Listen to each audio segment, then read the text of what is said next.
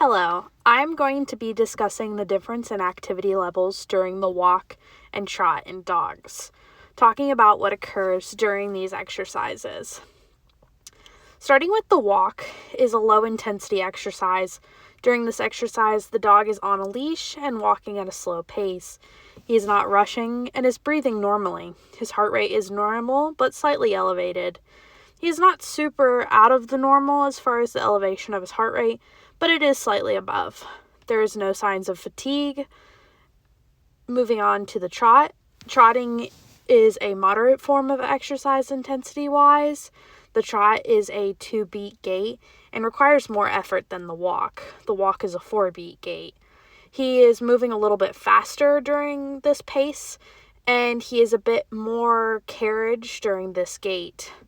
His muscles are engaged more than the walk, and he is using his rear limbs to drive his body forward, and his front is reaching from the shoulder to have full extension when moving forward.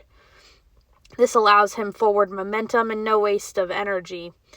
Due to this, there is a moderate heart rate, and the heart rate is increased above the walking heart rate, so it is definitely more elevated than that one.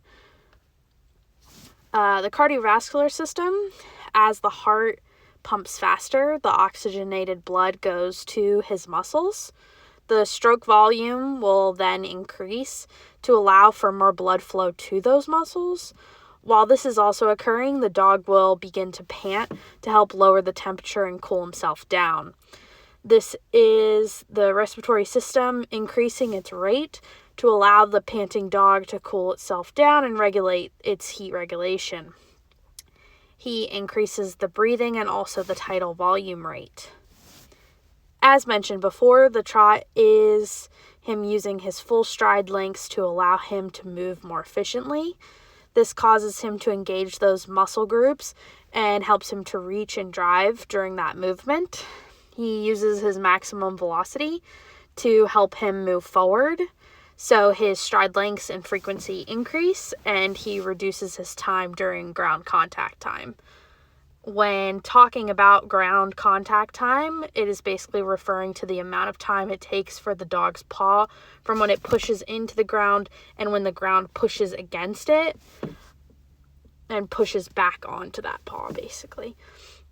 When training an activity like this, I would change the amount of time during these exercises. So how often the dog is doing the exercises. Are we doing longer, shorter walks, longer, shorter trots? Also increasing the trotting versus walking time and having higher intensity activities sessions and increasing his cardiovascular endurance while doing that. I can also begin to strengthen his muscles by increasing the incline. And as we increase that incline, you're going to start to help and improve and fire some more of those rear muscles.